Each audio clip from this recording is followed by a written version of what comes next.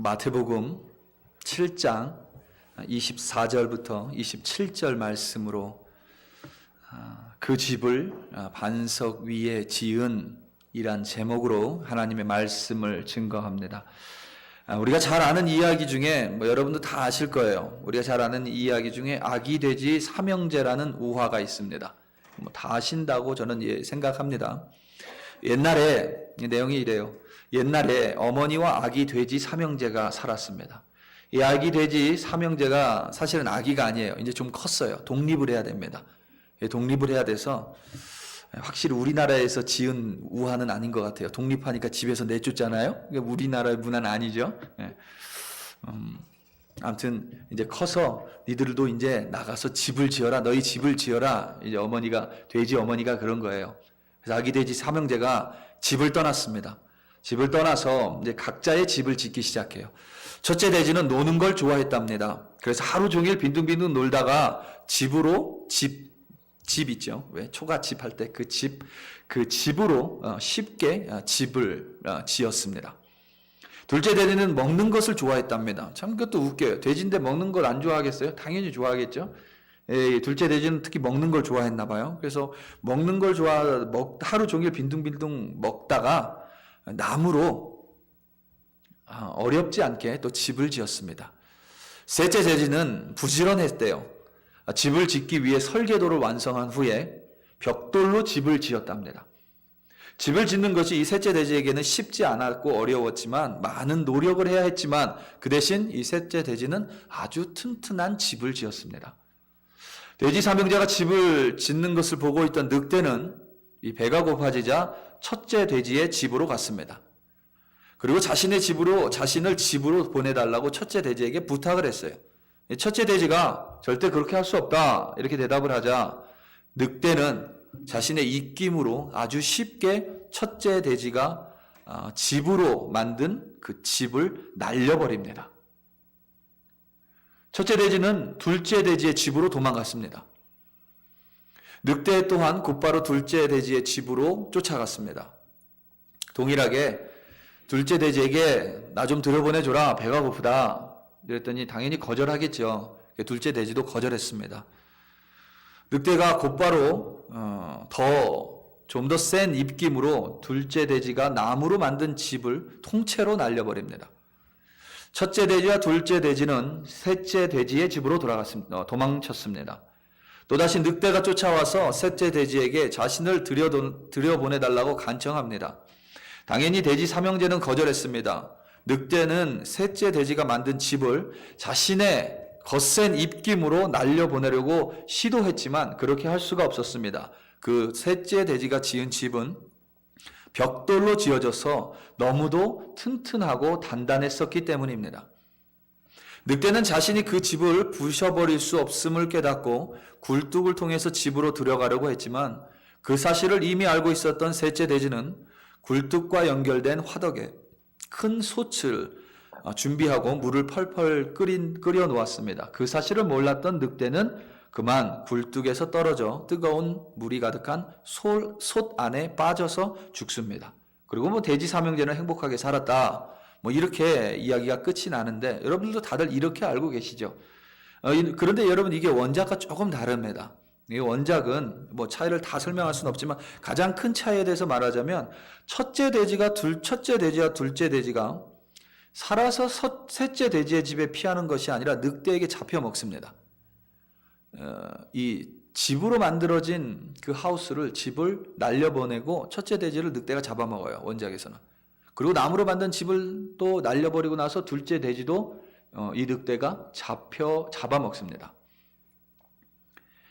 그리고 이 셋째 돼지만 이 늑대를 물리치고 살아남습니다. 우리는 이 셋째 돼지가 흔히 이 막내라고 여기는데 여기서는 막내가 아니라 원작에서는 이제 가장 맞이라고 해요.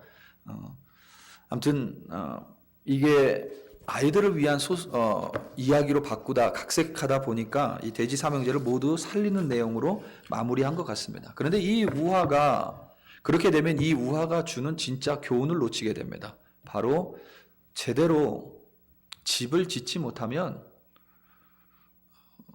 내 생명과 직결될 수 있다는 가르침입니다.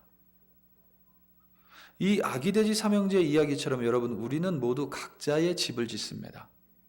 우리가 지금 살고 있는 여러분 물리적인 집 말고요, 우리 내면에 우리는 돼지가 아니지만 우리는 각자의 집을 짓고 있습니다. 우리 자신의 존재가 거하는 집을 우리는 내면에 이렇게 지어가고 있어요. 어른뿐만 아니라 아이들 또한 동일합니다. 자신들만의 집을 짓습니다. 그래서 그것을 이제 다른 표현으로 그들만의 세상, 나만의 세상 뭐 이렇게 표현하기도 하죠.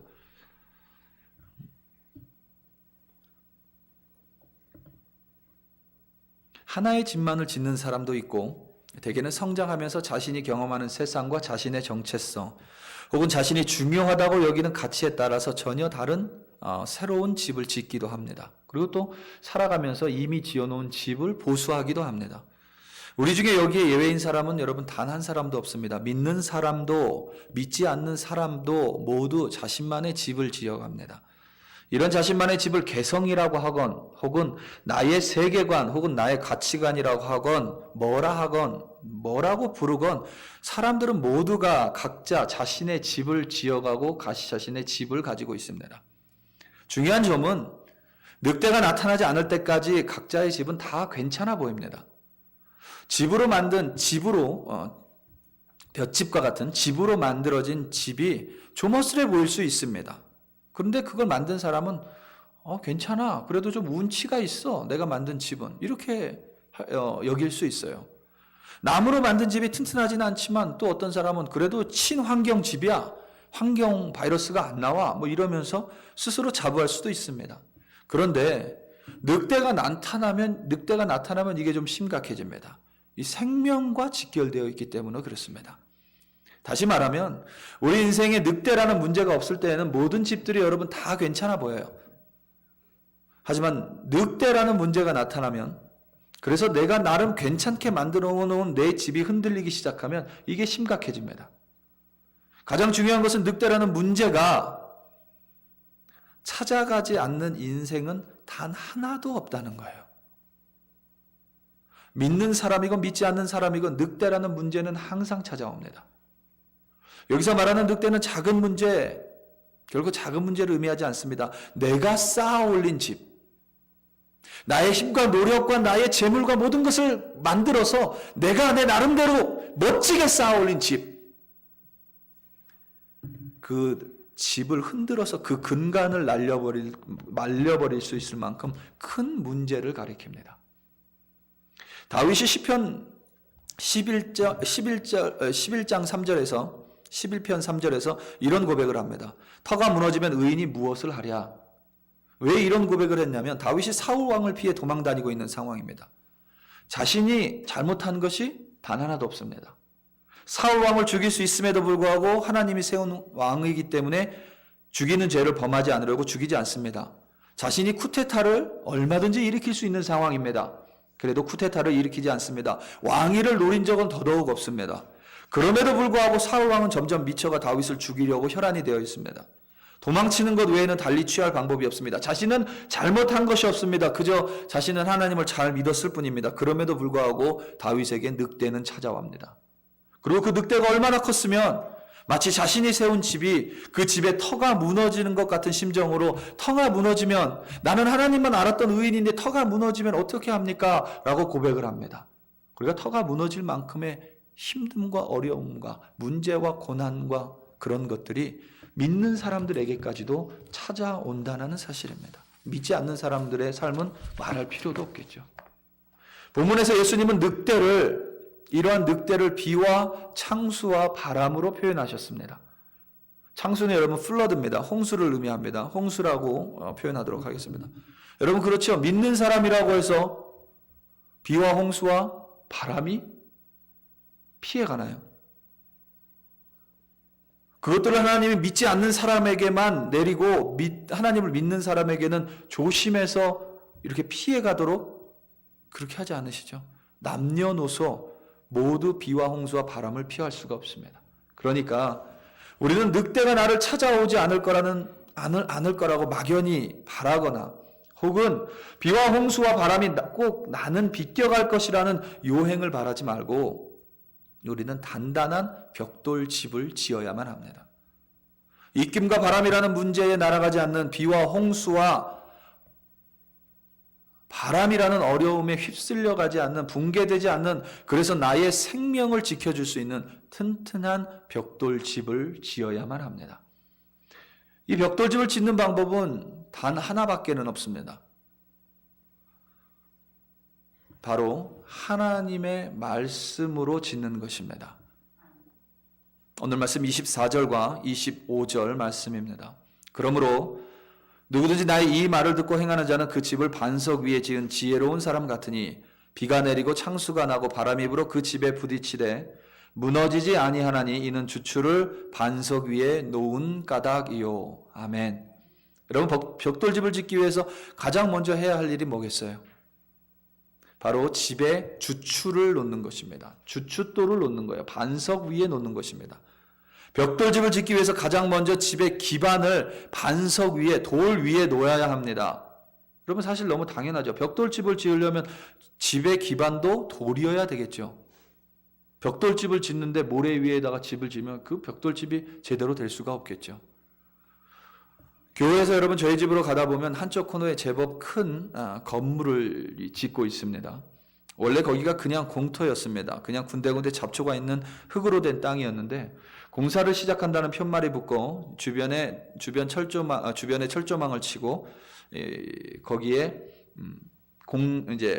공사 시공 팻말을 이렇게 붙여놨습니다. 그리고 나서 한참 동안 그곳에서 일하시는 분들이 뭘 했냐면 땅을 팠어요. 땅을. 한참 동안 그 전체 땅을 다 파고 나서 그 다음에 뭘 했냐면 거기에다가 콘크리트를 쏟아 붓습니다. 주차장을 만들기 위해서 땅을 판 게 아니에요. 기초를 놓기 위해서 거기에 콘크리트를 쏟아 붓습니다. 거기가 완전히 메꿔질 만큼 많은 양의 콘크리트를 쏟아 부어요. 그리고 한참 동안 공사를 진행하지 않습니다. 그 콘크리트가 완전히 마르고 단단해질 때까지 기다리는 거예요. 꽤 오랜 시간 동안 공사를 하지 않고 그대로 내버려 둔 후에 마침내 그 위에 기둥이 서기 시작했는데 그때부터는 하루가 다르게 넓어져 갑니다. 그리고 높아져 갔습니다. 이와 같이 여러분, 내가 짓는 집의 기초에 우리는 반드시 하나님의 말씀을 쏟아 부어서 콘크리트와 같이 단단한 돌로 그 기초를 만들어야만 합니다. 그래야 하나님의 말씀 위에 우리의 집을 지을 수가 있습니다.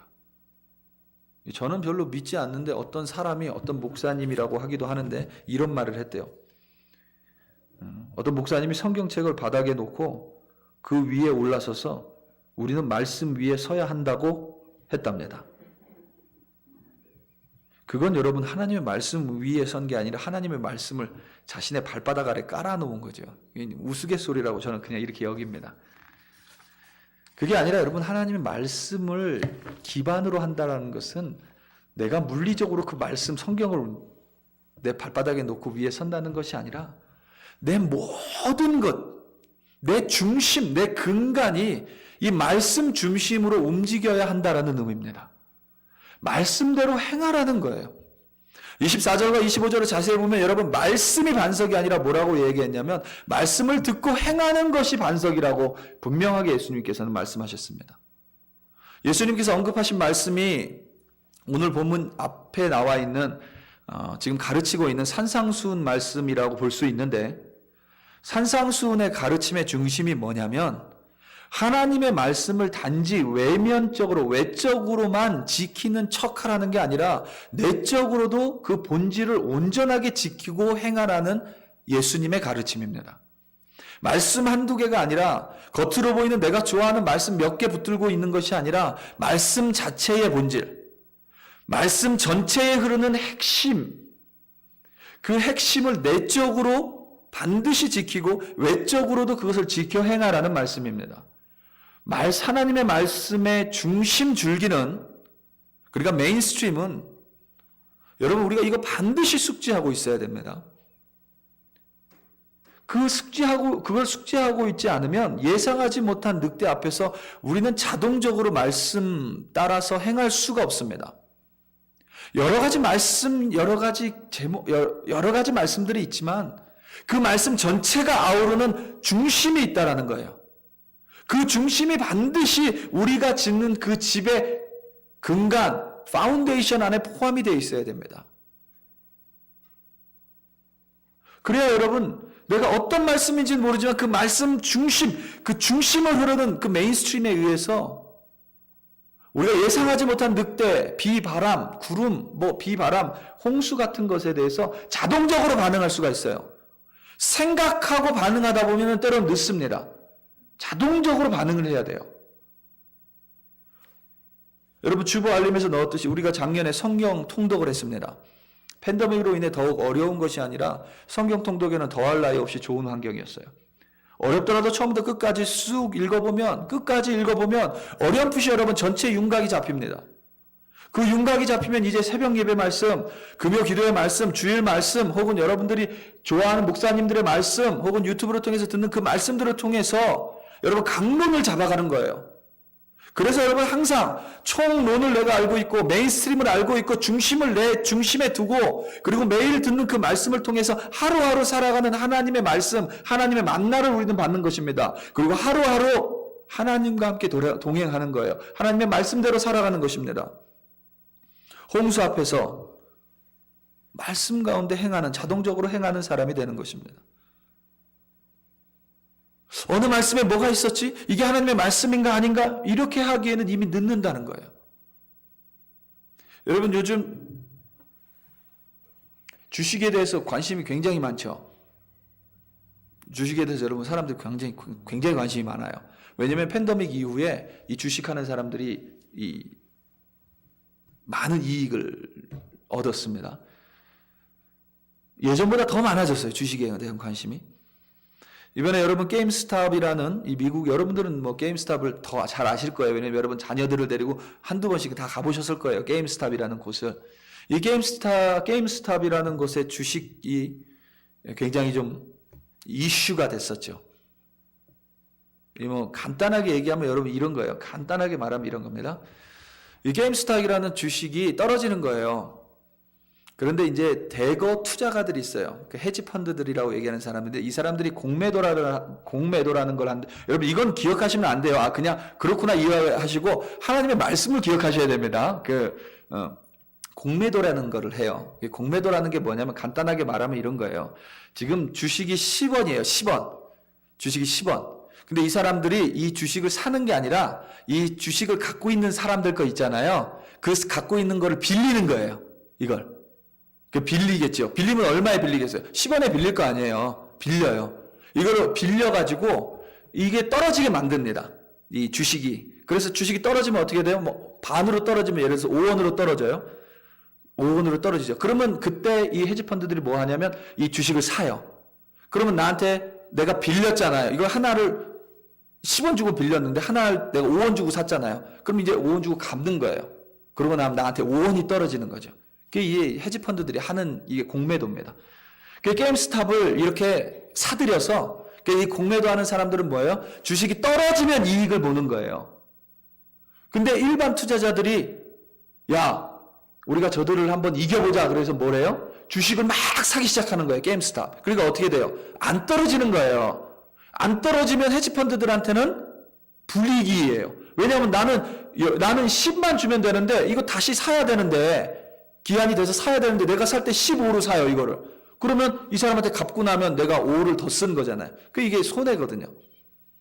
근데 일반 투자자들이 게임스탑, 특히 여러분 젊은 세대들이 나 어렸을 때 저기 가서 놀았는데 저거를 저렇게 팔려고 그래 그러면서 막 사기 시작하는 거예요, 그 주식을. 그래서 사람들이 많이 찾으니까 어떻게 돼요? 이 주식이 막 올라가는 거예요. 그리고 막 수십 배씩 올라갔죠. 이게 왜 중요하냐면 헤지펀드들은 늘 개인 투자자들을 우습게 알아요. 그런데 이 개인 투자자들이 헤지펀드들을 이긴 사건이기 때문에 이게 이제 유명해지는데 이 일로 인해서 사람들이 주식에 더 관심이 많아지는 거예요. 왜냐하면 이제 개인 투자자들도 막 이렇게 할 수 있다. 이런 이제 패러다임이 형성이 되면서 여러분 어떤 사람이 이런 걸 묻는 것 같아요. 크리스천이 주식 투자를 해야 됩니까? 말아야 됩니까?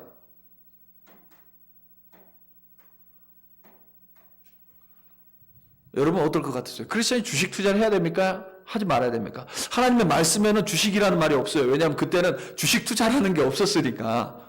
그럼 주식 투자 해야 될까요? 말아야 될까요? 이런 고민이 있는 사람들이 많은가 봐요. 여러분, 주식 투자, 불법 주식 투자는 여러분 당연히 안 되겠죠. 그런데 합법적으로 하는 주식 투자 하지 말아야 될까요? 해야 될까요? 그래서 여러분, 이게 사실 하나도 어려운 게 아니에요. 하나님의 말씀의 본질, 내가 중심을 내 근간, 내 파운데이션에 놓고 있으면 여러분 사실 너무 간단한 문제입니다.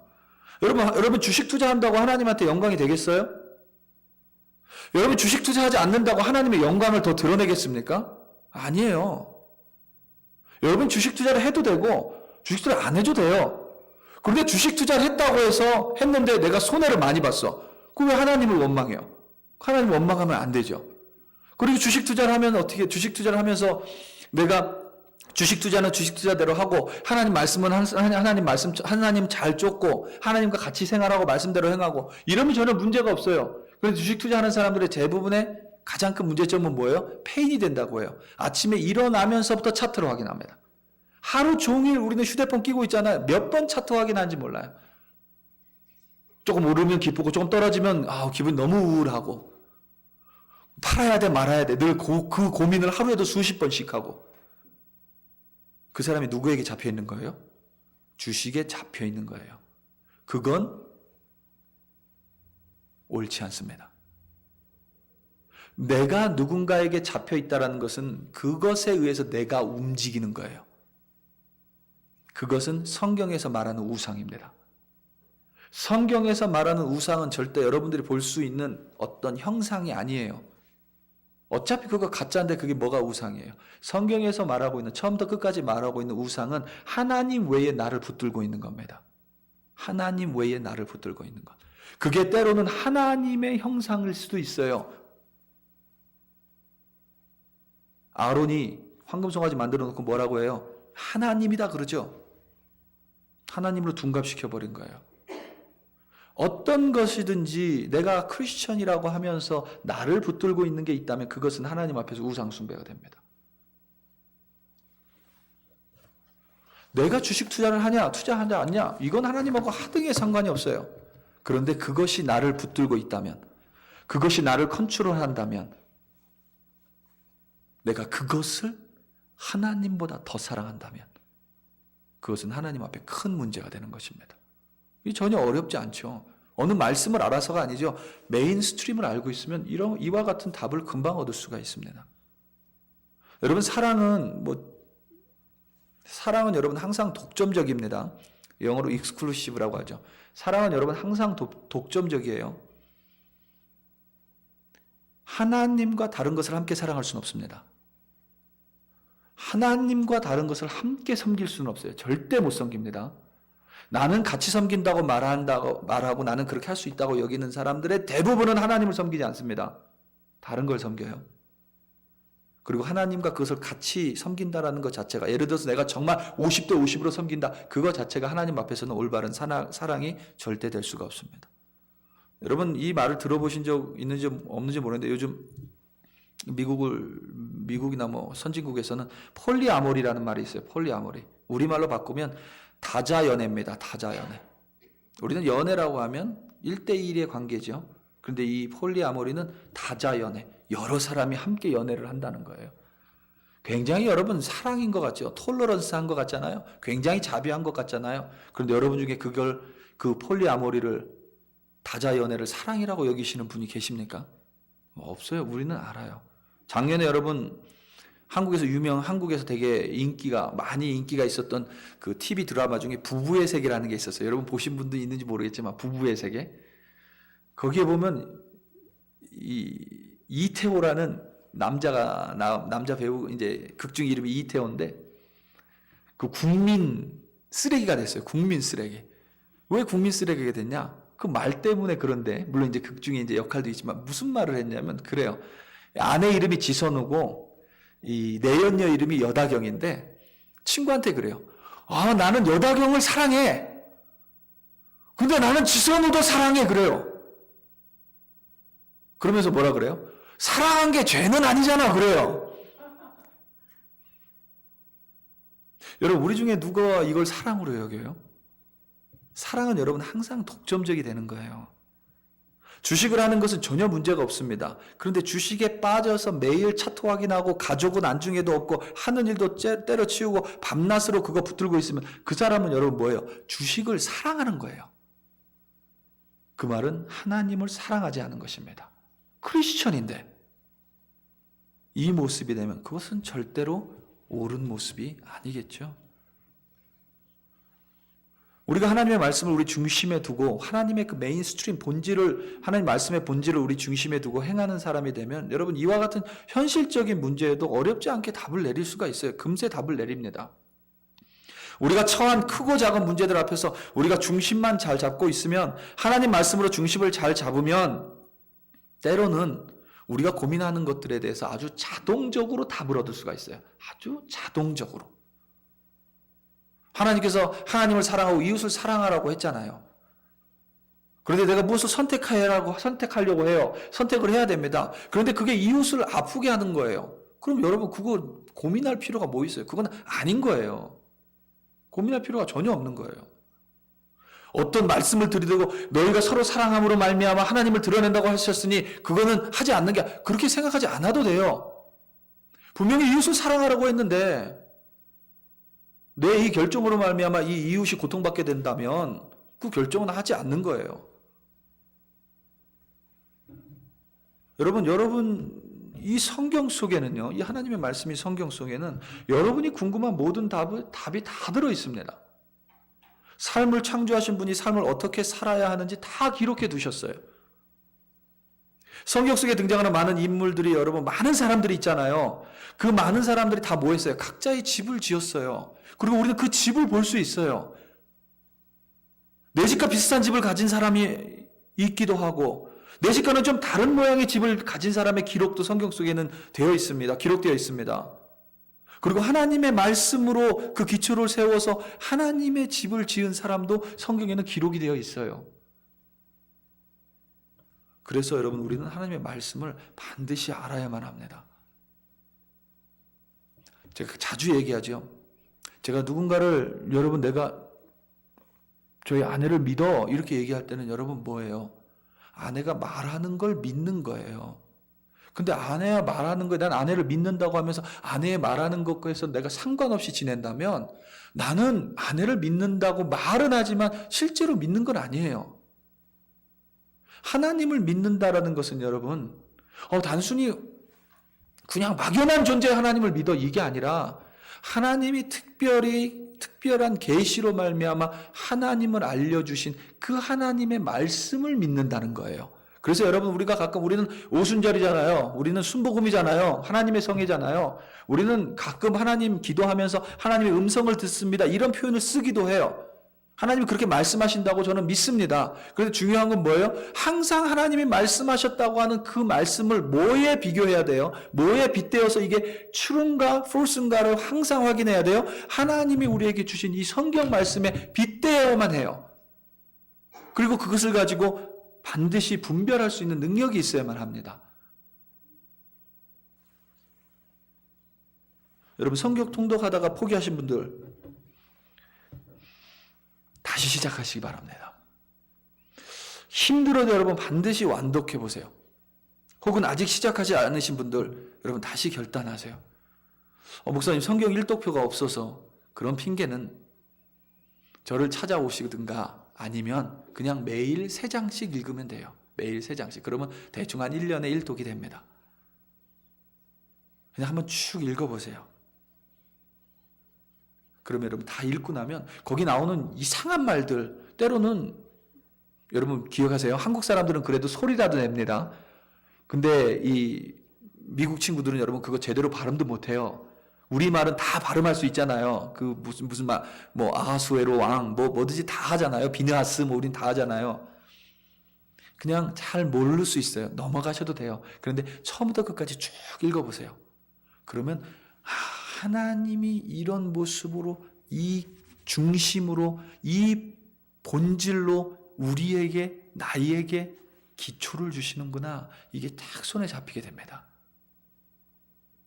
제가 확신컨대 여러분 그게 잡혀요. 그러면 여러분 매주 듣는 하나님의 말씀이 바뀌기 시작합니다.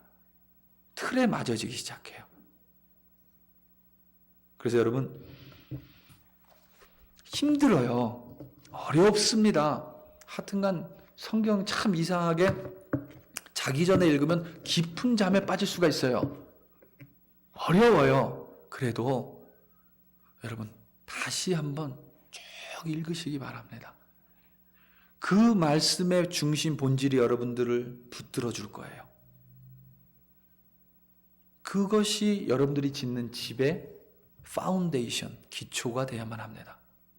그렇게 기초를 만들어 놨잖아요. 그럼 이제 뭐 해야 돼요? 집 쌓아 올려야 되죠. 쌓아 올릴 때 여러분 뭘로 해야 돼요? 벽돌로 해야 되는데, 늑대에 의해서 쓰러지지 않는 벽돌집, 비와 바람의 홍수에 견딜 수 있는 벽돌집, 그 기초를 하나님의 말씀에 두고 이제 벽을 쌓아 올릴 때도 뭐 해야 돼요? 하나님의 말씀을 중심으로 그 벽을 쌓아 올려야만 합니다. 그 벽을 하나님의 말씀으로 쌓아 올려야지, 안 그러면 이 벽이 기울어져 버려요.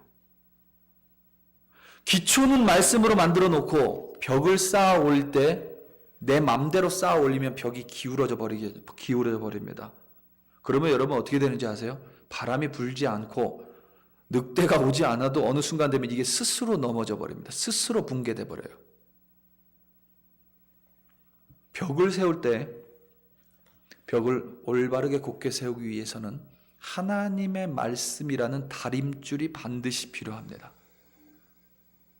스가랴 4장 10장에 보면 이렇게 되어 있습니다. 작은 일의 날이라고 멸시하는 자가 누구냐? 사람들이 수룹바벨의 손에 다림줄이 있음을 보고 기뻐하리라. 그 일곱은 온 세상에 두루다니는 여호와의 눈이라 하니라. 아멘. 바벨론에 의해서 솔로몬 성전이 여러분 어떻게 돼요? 완전히 무너집니다. 586년에 바벨론에 의해서 예루살렘 완전히 무너지고요. 포로로 잡혀가죠. 그리고 다시 포로로 돌아와서 첫 번째로 한 일이 뭐예요? 성전을 쌓는 일이에요. 성전을 쌓을 때 뭘로 했어요? 하나님이 그때 당시에 책임자였던, 총독이었던, 하나님의 사람이었던, 하나님이 세운 지도자에게 뭘 주셨어요? 다림줄을 주셨어요.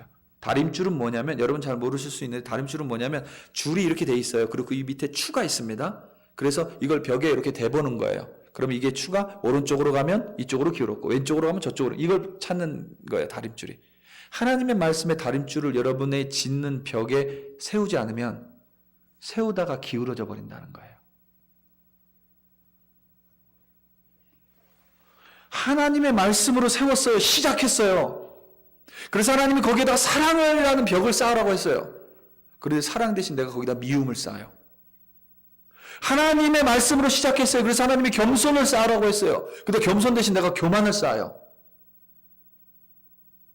하나님의 말씀대로 해서 하나님이 선함이라는 걸 쌓으라고 했어요. 그런데 거기다가 내가 미움을 쌓아요. 그럼 이 벽이 울퉁불퉁 되면서 기울어져 버립니다. 그럼 스스로 넘어지는 거예요. 차라리 여러분 집을 지으면 다 무너지고 나서 새로 쌓으면 돼요.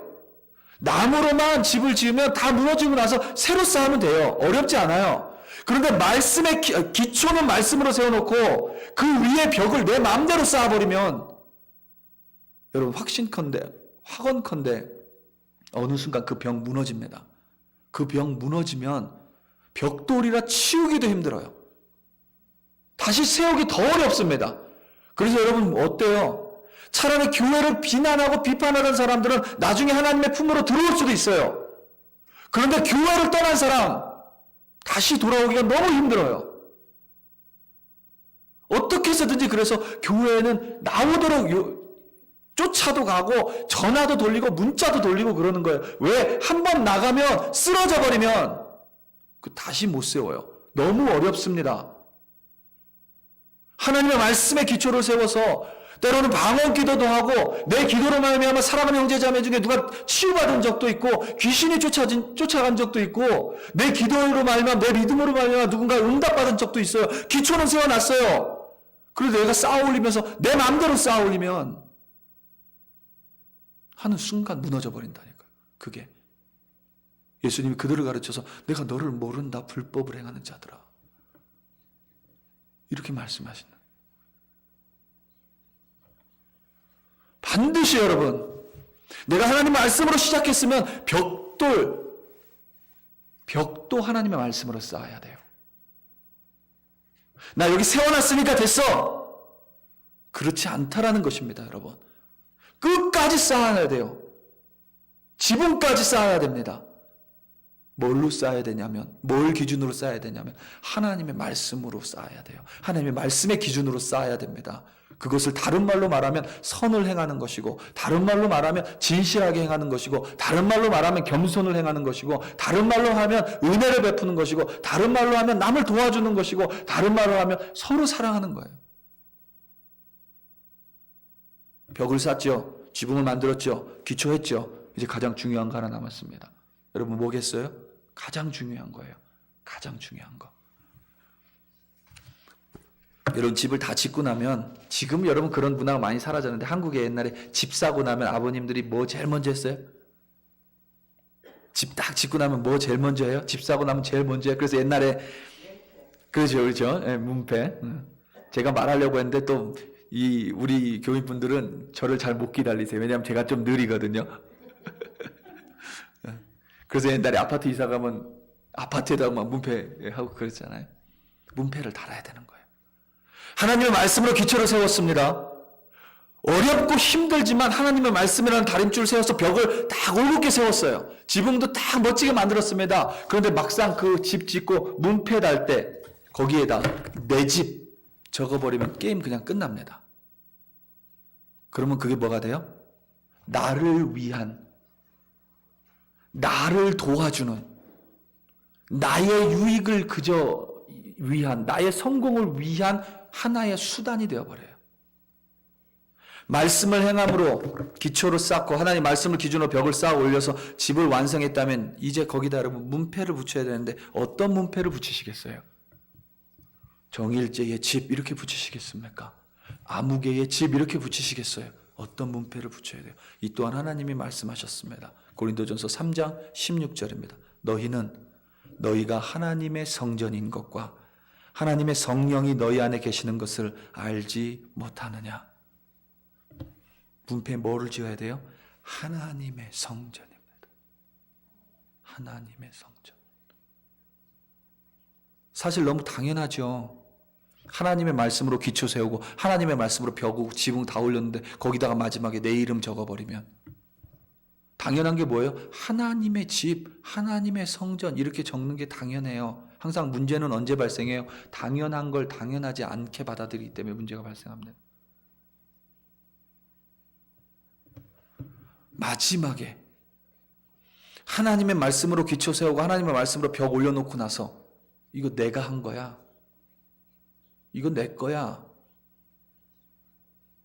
내 이름 딱 새겨버리면 그 하나님의 말씀 자체를 나를 위한 수단과 도구로 바꿔버립니다.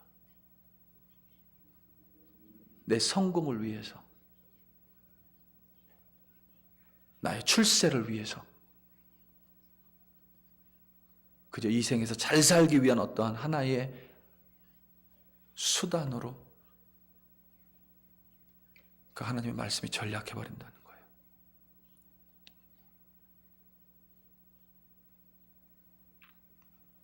그리고 그것은 하나님과 무관한 집이기 때문에 늑대가 오면 반드시 무너져 버립니다. 생명을 잃게 된다는 거예요. 우리 사랑하는 성도 여러분, 말씀을 맺습니다.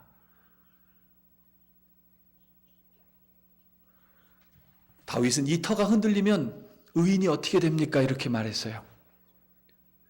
터가 흔들린 거예요. 늑대가 찾아온 겁니다. 그럼에도 불구하고 지금도 다윗은 가장 믿음의 선배, 우리의 믿음의 올곧은 방향, 다윗은 그럼에도 불구하고 기초도 하나님의 말씀, 벽도 하나님의 말씀, 그리고 하나님의 성전이라는 이름을 붙여놨기 때문에 다윗은 터가 흔들리는 늑대가 오고 비바람이 몰아쳤어도 우리가 아는 다윗은 결단코 쓰러지지 않았습니다. 여러분, 계속 우리에게는 비와 바람이 옵니다. 홍수도 납니다. 늑대가 찾아옵니다. 하나님의 말씀 난 기초를 세워놨으니 괜찮아? 안 괜찮습니다. 하나님의 말씀 벽으로 세워놨으니 괜찮아? 안 괜찮을 수 있습니다. 거기에 내 이름을 붙여놨다면 우리는 반드시 그 문패를 띄워버리고 하나님의 성전이라는 문패를 붙여야 됩니다. 다시 말하면 모든 사람은 자신의 집을 짓습니다. 모든 사람은 자신에게 안전한 집을 짓습니다. 모든 사람은 자신이 원하는 집을 짓습니다. 하지만 믿는 사람은 자신의 내면에 내 집이 아니라 하나님의 집을 짓는 사람입니다. 하나님께 자신의 집을 다 드리는 사람입니다. 하나님과 함께 살기 위해서 집을 짓는 사람입니다. 그리고 그 사람이 짓는 집을 통해 하나님은 그 사람과 함께 하시고 그 사람을 이끄시고 비와 바람과 창수가 날 때 그를 보호해 주시고 늑대가 왔을 때 그에게 지혜를 주셔서 어렵고 힘든 세상 풍파가 몰아치는 이 세상 가운데서도 그를 단단히 붙들어 주십니다. 흔들리지 않습니다. 가장 중요한 건 뭐예요? 생명을 빼앗기지 않습니다. 영원한 생명, 그 영원한 생명을 이 세상에뿐만 아니라 영원히 누리는 그런 사람이 될 것입니다. 그리고 저와 여러분이 나를 위한 집, 내 세상, 나의 것이 아니라 여러분 내면에 하나님의 성전을 짓기를, 하나님의 집을 지으시기를, 그래서 여러분의 영원한 생명이 영원히 보존되기를 예수님의 이름으로 간절히 축원합니다. 우리 다 함께 기도하시겠습니다. 하나님 아버지 참으로 감사합니다. 하나님을 믿는다고 하면서도 하나님의 말씀을 몰랐음을 회개합니다. 하나님의 말씀으로 기초를 세웠다 하면서도 벽은 내 마음대로 기울게 세웠음을 회개합니다. 하나님의 말씀을 기초로 세우고 벽을 하나님의 다림줄로 세웠다고 자반하며 자부하며 그 집에 내 이름을 붙였음을 회개합니다. 하나님, 그 집에 하나님의 성전이라는 팻말을, 문패를 붙이는 우리들 되게 하여 주시옵소서. 그래야 하나님, 이 세상에 풍파가 몰아칠 때, 비바람이 몰아칠 때, 홍수가 날 때, 늑대가 나타날 때에도, 그 터가 흔들릴 때에도 끝까지 그 성전 안에 거했던 다윗은 우리가 아는 것처럼 하나님의 마음에 합한 사람이라, 그 믿음을 가진 사람이라 불리게 됐습니다. 우리 또한 하나님, 말씀을 기초로, 말씀으로 벽을 세우고 우리 한 사람 한 사람이 하나님의 성전이라는 문패를 붙임으로 말미암아 어려운 시기, 힘든 시기 하나님의 도우심과 지키심과 인도하심과 구원하심이 영원히 끊이지 않는 영원한 하나님의 자녀로 오늘도 그리고 영원히 세워 주시옵소서. 예수님의 이름으로 기도드립니다. 아멘. 감사합니다.